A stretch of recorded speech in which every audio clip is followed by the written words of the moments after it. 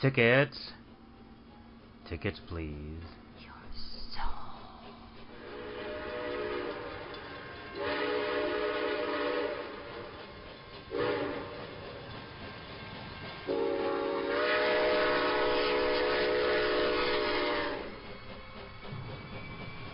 Step inside.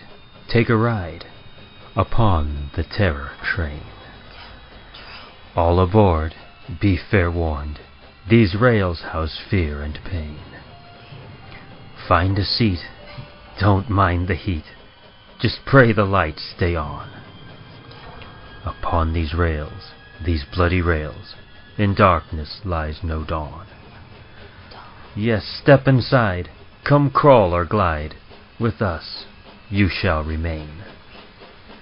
Upon this ride, this hellish ride, we call the Terror Train.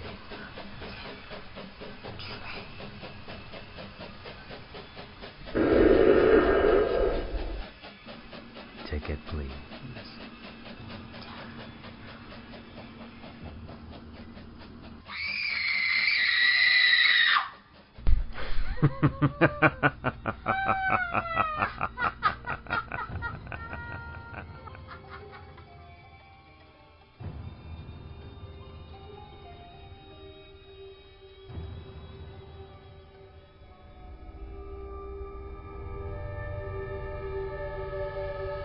James Ward Kirk Publications presents Terror Train. Episode 117, Montana.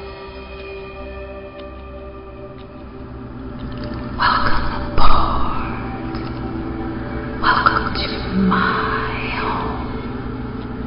I am the disembodied voice, your ghost host, so to speak. Call me Terror.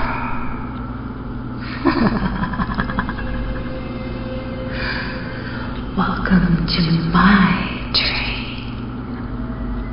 Be you dead, undead, or of the living.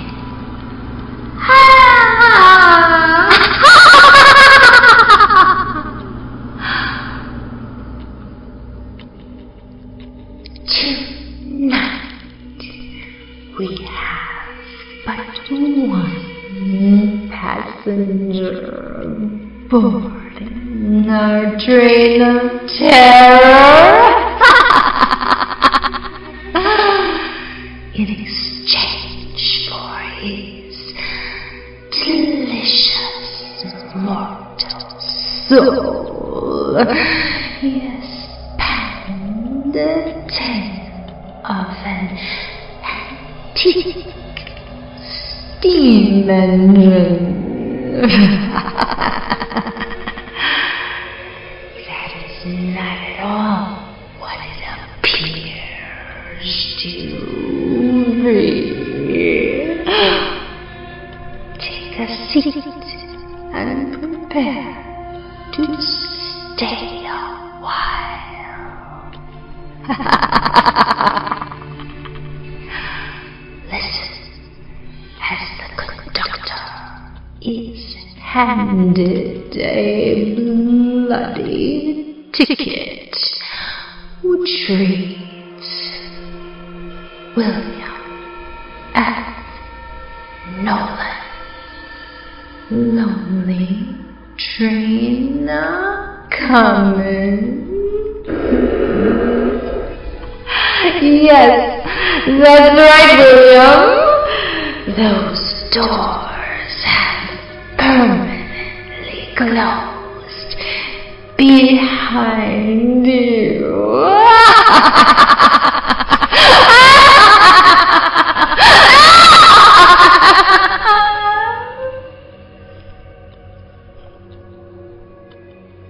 Ticket, please.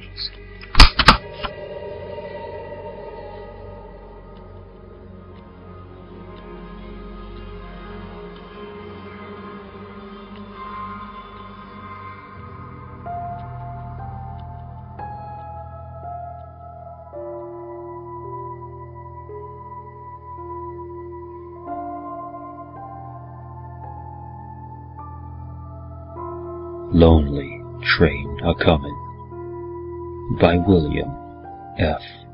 Nolan.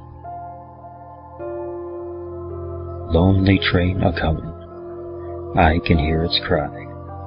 Lonely train from nowhere, taking me to die. Folk ballad fragment, circa 1881. At Bitterroot, Ventry waited. Bone cold, huddled on the narrow wooden bench against the paint-blistered wall of the depot, the collar of his fleece-lined coat turned up against the chill Montana winds blowing in from the plains. He waited for the train. Beneath the wide brim of a work-blackened Stetson, sweat-stained along the headband, his eyes were intense, the gunmetal color of blued steel. Hard lines etched into the mahogany of his face spoke of deep snow winters and glare sun summers. His hands, inside heavy leather work gloves, were calloused and blunt-fingered from punishing decades of ranch work. Autumn was dying, and the sky over Bitterroot was gray with the promise of winter. This would be the train's last run before snow closed down the route. Ventry had calculated it with consummate patience and precision. He prided himself on his stubborn practicality, and he had earned a reputation among his fellow ranchers as a hard-headed realist. Paul Ventry was never an emotional man. Even at his wife's death, he had remained stolid, rock-like in his grief. If it was Sarah's time to die, then so be it. He had loved her, but she was gone, and he was alone, and that was fact. Ventry accepted. Sarah had wanted children, but things hadn't worked out that way. So they had each other, and the ranch, and the open Montana sky, and that had been enough. Amy's death was not the same. Losing his sister had been wrong. He did not accept it, and that was why he was doing this, why he was here. In his view, he had no other choice. He had been unable to pinpoint the train's exact arrival, but he was certain it would pass Bitterroot within a 7-day period. Thus, he had brought along enough food and water to last a week.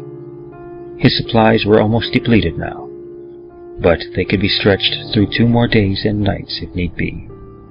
Ventry was not worried. The train would be here. It was lonely at Bitterroot. The station master's office, closed, with bars covering the windows, was once the route into Ross Fork, but became dropped from the rail schedule 6 months ago. Mainline trains bound for Lewiston no longer made the stop. Now, the only trains that rattled past were desolate freights, dragging their endless, rusted flat cars. Ventry shifted the holstered axe pressing against his thigh, and unzipping a side pocket on his coat, he took out the thumb-worn postcard. On the picture side, superimposed over a multicolored panoramic shot of a plains sunset, was the standard Montana salutation. Greetings from the Big Sky Country. On the reverse, Amy's last words. How many times he had read her hastily scrawled message, mailed from this depot almost a year ago to the day. Dear Polly, I'll write a long letter, I promise, when I get to Lewiston, but the train came early, so I just have time, dear brother, to send you my love. And don't you worry about your little kid sister, because life for me is going to be super with my new job. Love and XXXXXXX, Amy. And she had added a quick P.S. at the bottom of the card. You should see this beautiful old train. Didn't know they still ran steam locomotives like this one. Gotta rush, 'cause it's waiting for me. Ventry's mouth tightened, and he slipped the card back into his coat, thinking about Amy's smiling eyes, about how much a part of his life she'd been. Hell, she was a better sheep rancher than half the valley men on Big Moccasin.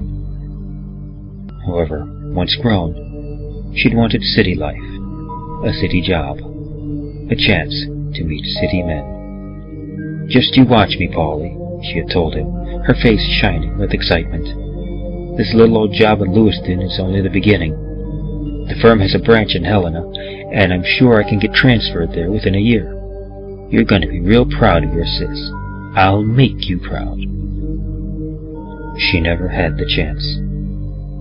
She'd never reached Lewiston. Amy had stepped aboard the train and vanished. Yet people don't vanish. Vanished was a word Paul refused to accept. He had driven each bleak mile of the rail line from Bitterroot to Lewiston, combing every inch of terrain for a sign, a clue, a scrap of clothing. He'd spent 2 months along that route and had found nothing. Ventry posted a public reward for information leading to Amy's whereabouts. That led to Tom Hellendorf contacting him. Hellendorf was a game warden stationed at Kings Hill Pass in the Lewis and Clark National Forest. He phoned Ventry, telling him about what he'd found near an abandoned spur track in the Little Belt Range. Bones. Human bones. And a ripped, badly stained, red leather purse. The empty purse had belonged to Amy. Forensic evidence established the bones as part of her skeleton. What had happened up there in those mountains? The district sheriff, John Longbow, blamed it on a weirdo, a roving tramp. "Do it plain obvious, Mr. Ventry," the sheriff had said to her. "He killed her for what she had in the purse. You admit she was carrying several hundred in cash, which is, begging your pardon, a damn fool thing to do." But that didn't explain the picked bones. "A lot of wild animals in the mountains," the lawman had declared. "After this weirdo done her in, he just left her lying there. And, well, probably a bear come onto her. It's happened before.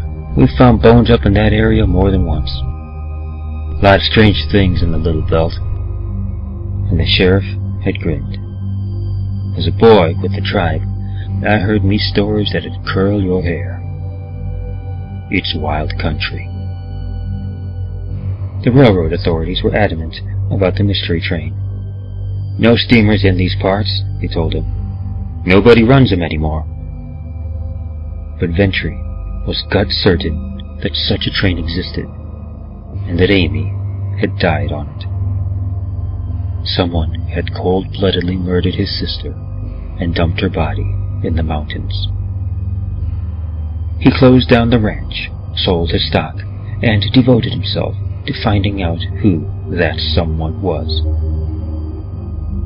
He spent an entire month at the main library in Lewiston, poring through old newspaper files, copying names, dates, details.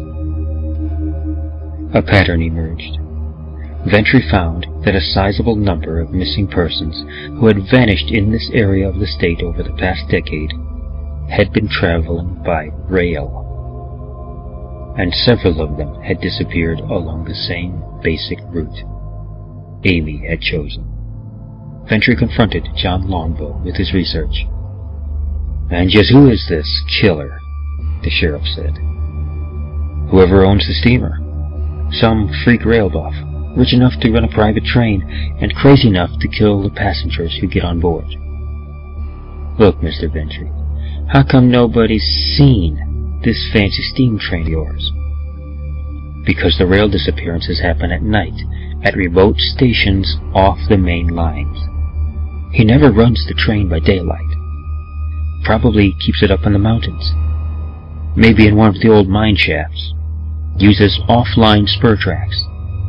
comes rolling into a small depot like Bitterroot between the regular passenger trains and picks up whoever's on the platform.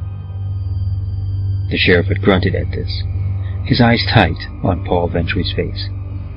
And there's a definite cycle to these disappearances, Ventry continued. According to what I've put together, the train makes its night runs at specific intervals, about a month apart, spring through fall. Then it's hidden away in the Little Belt each winter when the old spur tracks are snowed over. I've done a lot of calculation on this, and I'm certain that the train makes its final run during the first week of November, which means you've still got time to stop it. The sheriff had studied Paul Ventry for a long, silent moment. Then he had sighed deeply. That's an interesting theory, Mr. Ventry. Real interesting. But it's also about as wild and unproven as any I've heard. And I've heard me a few. Now, it's absolutely natural that you're upset at your sister's death, but you've let things get way out of whack. I figured you'd best go back to your ranch and try and forget about poor little Amy. Put her out of your mind. She's gone, and there's nothing you can do about that. We'll see, Ventry had said, a cutting edge to his voice. We'll see what I can do. Ventry's plan was simple.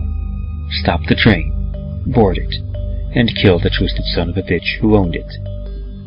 Put a .45 slug in his head, blow his fucking brains out, and blow up his train with him. I'll put an end to this if no one else will, Ventry promised himself. And I've got the tools to do it. He slipped the carefully wrapped gun rig from his knapsack, unfolded its oiled covering, and withdrew his grandfather's long-barreled Frontier Colt from its worn leather holster. The gun was a family treasure. Its bone handle was cracked and yellowed by the years, but the old Colt was still in perfect firing order. His granddaddy had worn this rig, had defended his mine on the Comstock against claim jumpers with this gun. It was fitting and proper that it killed the man who'd killed Amy. Night was settling over Bitterroot. The fiery orange disk of sun had dropped below the Little Belt Mountains, and the sky was gray slate along the horizon. Time to strap on the gun. Time to get ready for the train. It's coming tonight. Lord God, I can feel it out there in the gathering dark, thrumming the rails. I can feel it in my blood and bones. Well then, come ahead, God damn you. Whoever you are, I'm ready. 10 p.m. 11. Midnight. It came at midnight. Rushing toward Bitterroot, clattering in fierce-wheeled thunder, its black bulk sliding over the track in the ash-dark Montana night like an immense, segmented snake, with a single yellow eye probing the terrain ahead. Ventry heard it long before he saw it.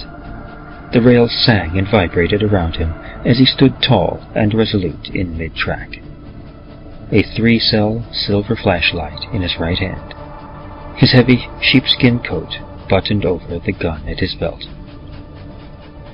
I have to flag it down. With the depot closed, it won't make a stop. No passengers. It's looking for live game, and it doesn't figure on surprising anyone here in Bitterroot. Surprise. I'm here. I'm alive. Like Amy. Like all the others. Man alone at night. Needs a ride. Climb aboard, partner. Make yourself at home. Drink. Something to eat. What's your pleasure? My pleasure is your death. And the death of your freak train, mister.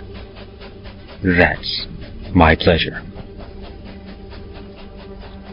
It was in sight now, coming fast, slicing a bright round hole in the night, and its sweeping locomotive beam splashed Paul Ventry's body with a pale luminescence. The rancher swung his flash up, then down, in a high arc. Again and again. "Stop, you bastard! Stop!"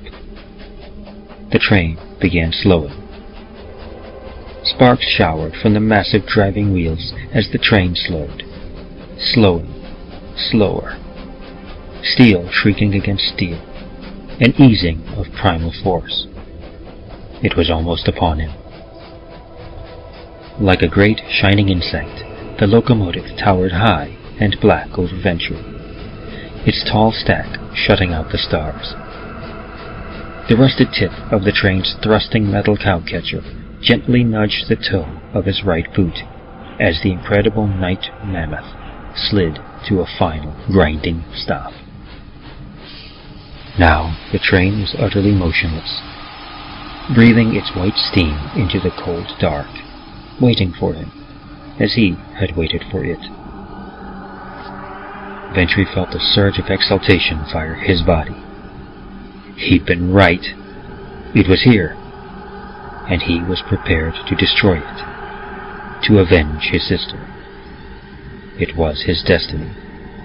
He felt no fear, only a cool and certain confidence in his ability to kill. A movement at the corner of his eye. Someone was waving to him from the far end of the train, from the last coach, the train's only source of light. All of the other passenger cars were dark and blind-windowed. Only the last car glowed hazy yellow. Ventry eased around the breathing locomotive, his boots crunching loudly in the cindered gravel as he moved over the roadbed. He glanced up at the locomotive's high, double-windowed cabin, but the engineer was lost behind opaque, soot-colored glass. Ventry kept moving steadily forward, toward the distant figure, passing along the linked row of silent, lightless passenger cars. The train bore no markings. It was a uniform, unbroken black. Ventry squinted at the beckoning figure. Was it the killer himself, surprised and delighted at finding another passenger at this deserted night station?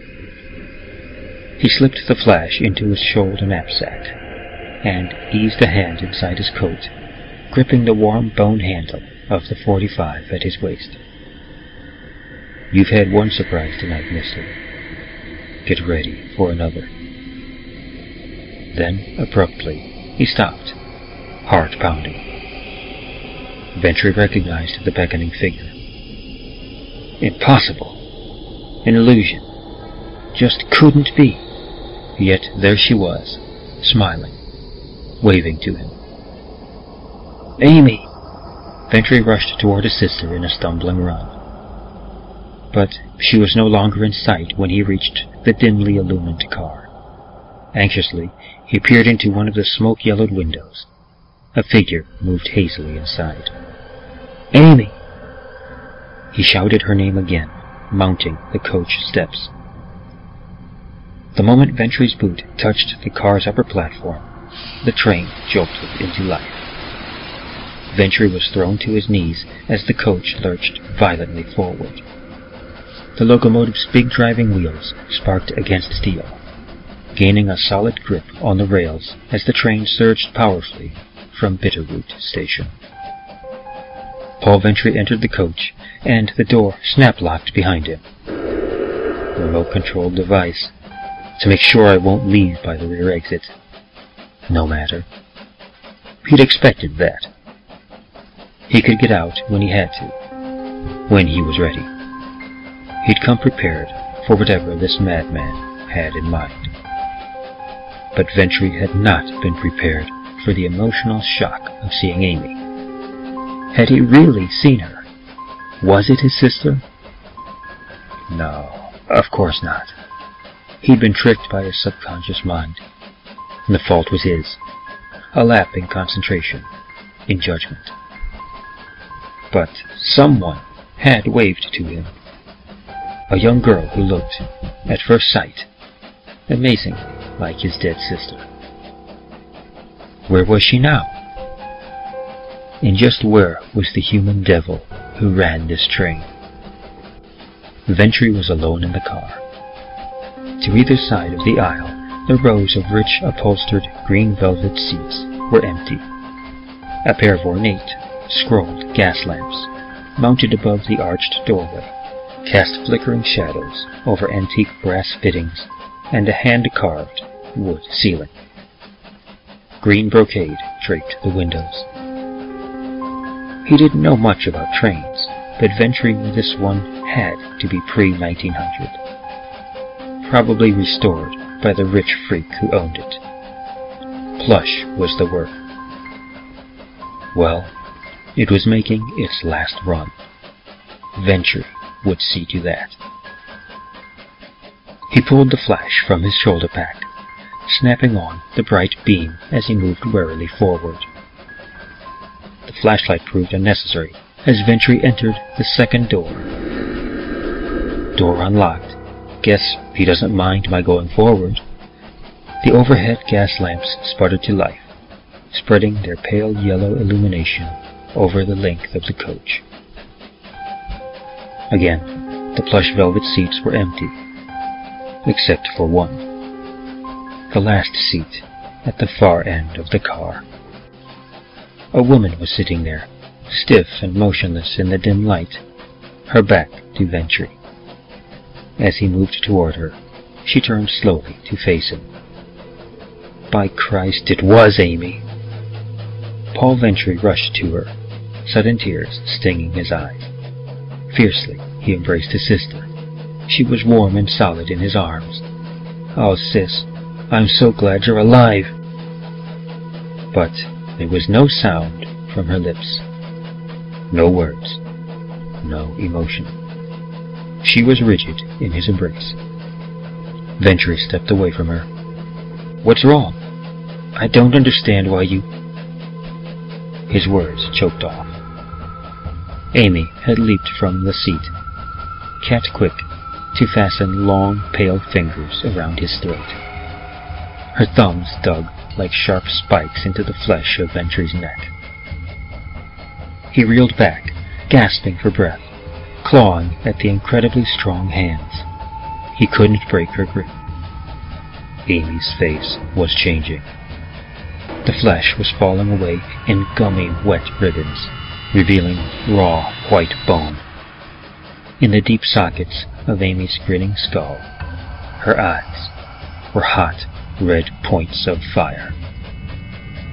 Ventry's right hand found the butt of the Colt, and he dragged the gun free of its holster. Swinging the barrel toward Amy, he fired directly into the melting horror of her face.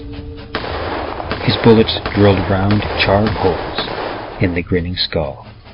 But Amy's fingers, now all raw bone and slick gristle, maintained their death grip at his throat. "Axe! Use the axe!" In a swimming red haze, Ventry snapped the short-handled woodman's axe free of his belt and swung it sharply downward, neatly removing Amy's head at shoulder level. The clean, severed skull rolled down the aisle. Yet, horribly, the bony fingers increased their deadly pressure. Ventry's sight blurred. The coach wavered. The last of his oxygen cut off. He verged of blacking out. Desperately, he swung the blade again, missing the Amy thing entirely. The axe buried itself in thick green velvet. The train thrashed. Its whistle shrieked wildly in the rushing night, a cry of pain, and the seat rippled in agony. Oily black liquid squirted from the sliced velvet.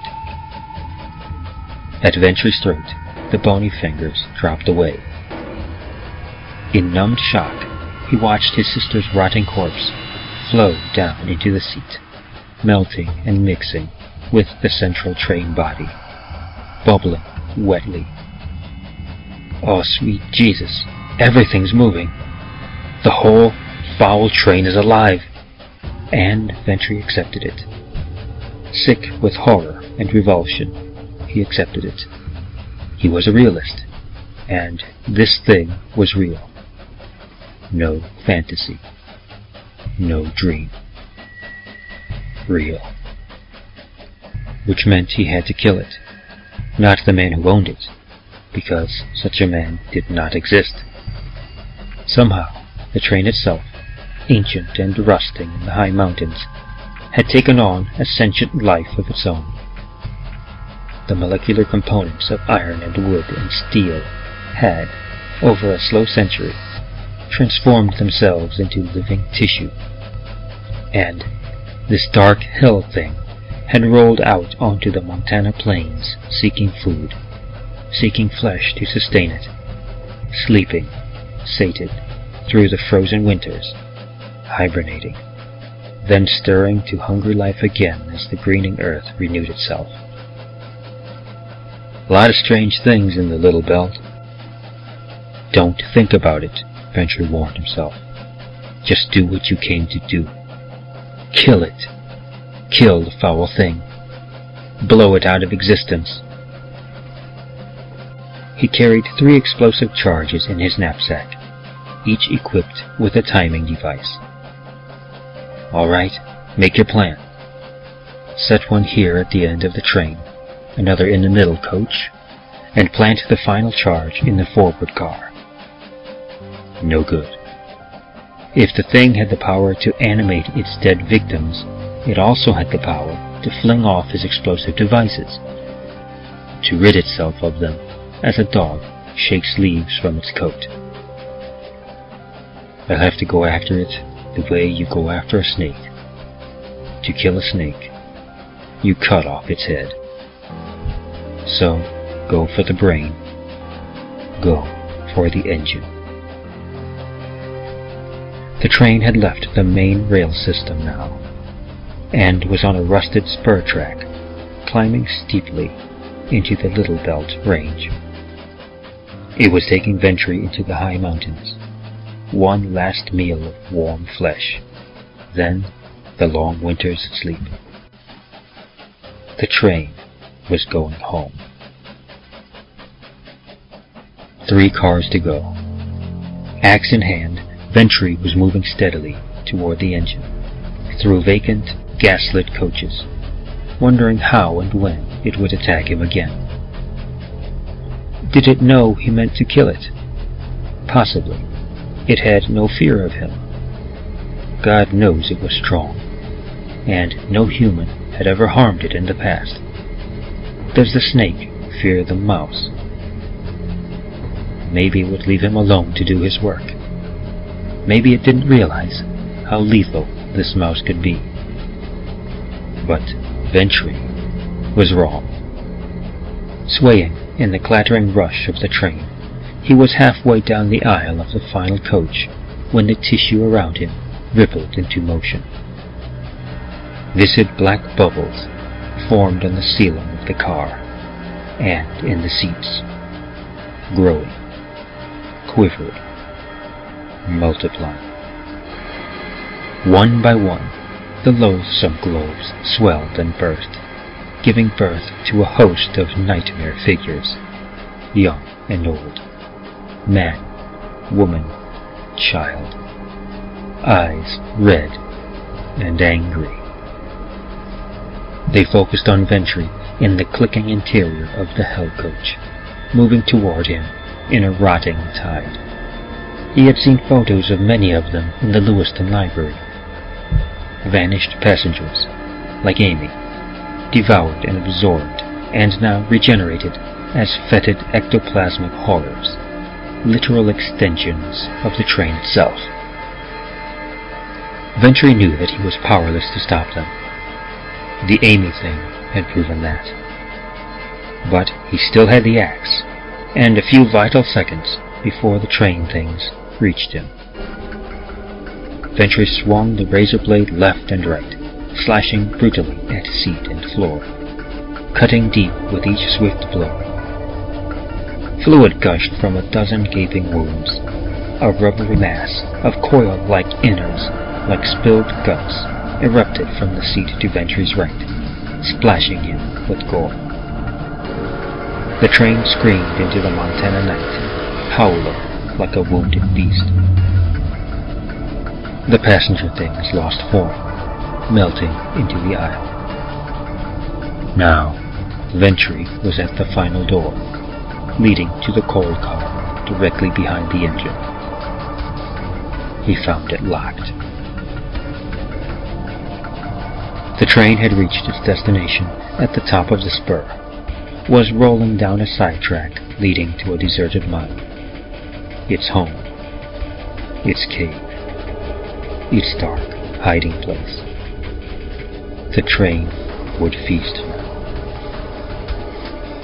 Paul Ventry used the last of his strength on the door, hacking at it, slashing wildly, cutting his way through. Free, in a freezing blast of night wind, Ventry scrambled across the coal tender toward the shining black locomotive, and reached it. A heavy, gelatinous membrane separated him from the control cabin. The membrane pulsed with veined life. Got to get inside, reach the brain of the thing. Ventry drove the blade deep, splitting the veined skin, and burst through into the cabin. Its interior was a shock to Ventry's senses. He was assailed by a stench so powerful that bile rushed into his throat. He fought back a rising nausea. Brass and wood and iron had become throbbing flesh. Levers and controls and pressure gauges were coated with a thick, crawling slime. The roof and sides of the cabin were moving. A huge, red, heart-like mass pulsed and shimmered wetly in the center of the cabin, its sickly crimson glow illuminating his face. He did not hesitate. Ventry reached into the knapsack, pulled out an explosive charge, and set the device for manual. All he needed to do was press a metal switch, toss the charge at the heart thing, and jump from the cabin. It was over. He'd won. But before he could act, the entire chamber heaved up in a bubbled, convulsing pincer movement, trapping Ventry like a fly in a web. He writhed in the jellied grip of the train thing. The explosive device had been jarred from his grasp. The axe, too, was lost in the mass of crushing slime tissue.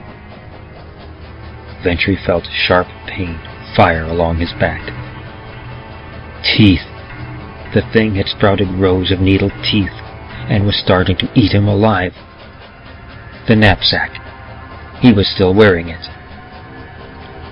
Gasping, dizzy with pain, Ventry plunged his right hand into the sack, closing bloodied fingers around the second explosive device. Pulling it loose, set it ticking. 60 seconds. If he could not fight free in that space of time, he'd go up with the train. A far better way to die than being ripped apart and devoured. Death would be a welcome release. Incredibly, the train thing seemed to know that its life was in jeopardy. Its shocked tissues drew back, cringing away from the ticking explosive charge. Ventry fell to his knees on the slimed floor. 30 seconds. He saw the sudden gleam of rails to his right, just below, and he launched himself in a plunging dive through the severed membrane. Struck ground. Searing pain. Right shoulder. Broken bone. Hell with it. Move, damn you, move! Ventry rolled over on his stomach, pain lacing his body. Pushed himself up. Standing now. 5 seconds. Ventry sprawled forward. Legs won't support me. Then crawl. Into heavy brush. Still crawling. dragging his lacerated, slime-smeared body toward a covering of rocks. Faster! No more time! Too late. The night became sudden day.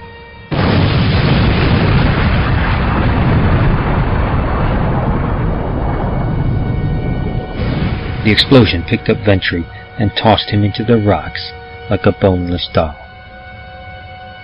The train thing screamed in a whistling death agony as the concussion sundered it, scattering its parts like wet confetti over the terrain.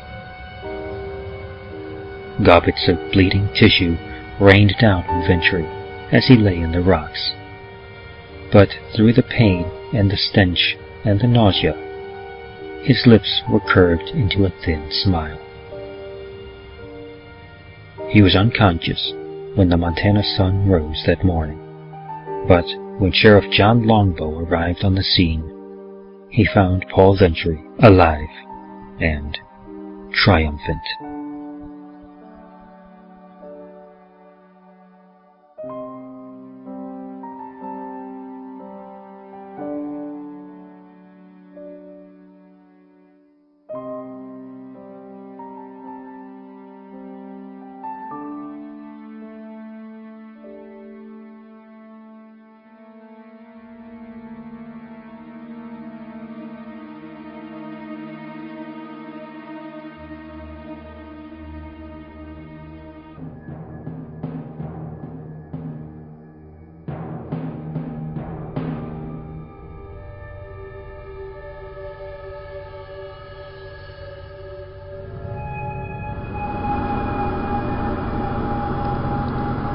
Yes, our guests have taken their permanent seats.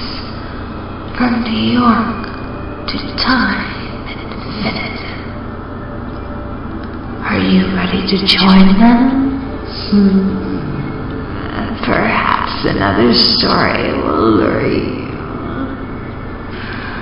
Choose a car, any car, for the time we had a permanent guest. As they tell their tales of horror at its best.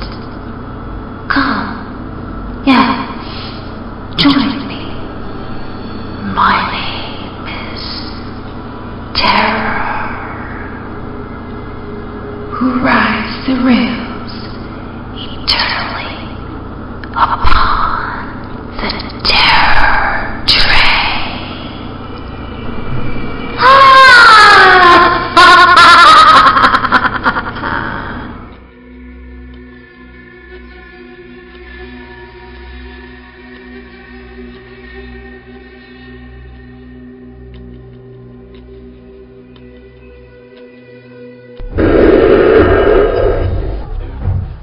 Survived this trek?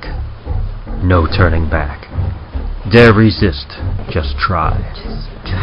Step back inside, we'll be your guide. So many ways to die. Upon this ride, nowhere to hide. With us, you shall remain. Upon this ride, this hellish ride, we call the Terror Train.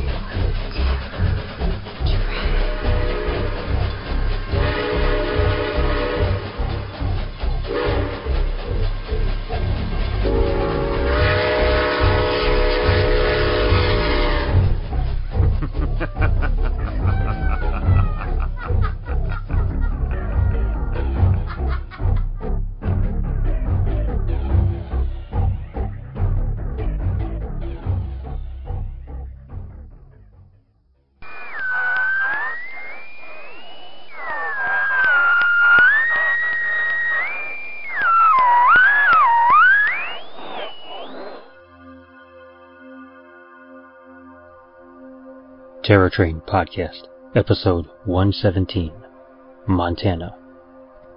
Produced by Krista Clark Grabowski, David Schutz II, and Mary Genevieve Fortier. Podcast directed and arranged by David Schutz II. The conductor, your narrator, was created by and played by David Schutz II. Terror, the disembodied voice, was created by and played by Mary Genevieve Fortier. Terror Train podcast opening and closing poems written by Mary Genevieve Fortier. Host segment dialogue for Terror, the Disembodied Voice, written by Mary Genevieve Fortier. Production music: The House of Leaves, Chase Pulse, The Hive, and The Voices by Kevin MacLeod, Incompetech.com. Featured work: Lonely Train A Comin, written by William F. Nolan. Production music: Colorless Aura, Long Note 4, Dopplerette, Echoes of Time version 2, Controlled Chaos, no percussion, Classic Horror 1, Irregular, Bump in the Night, Dark Walk, Decay, Unseen Horror, and Quinn's song, A New Man, by Kevin MacLeod, Incompetech.com. Additional sound effects by audiosoundclips.com. Podcast program edited by David Schutz II. The stories and poems presented in the Terror Train podcasts are all featured in the James Ward Kirk Publishing Anthology, Terror Train, which was edited by Krista Clark-Grabowski and A. Henry Keene. Cover art by Stephen Cooney. Copyright 2014. Terror Train, Podcast Episode 117, Montana. Copyright 2014.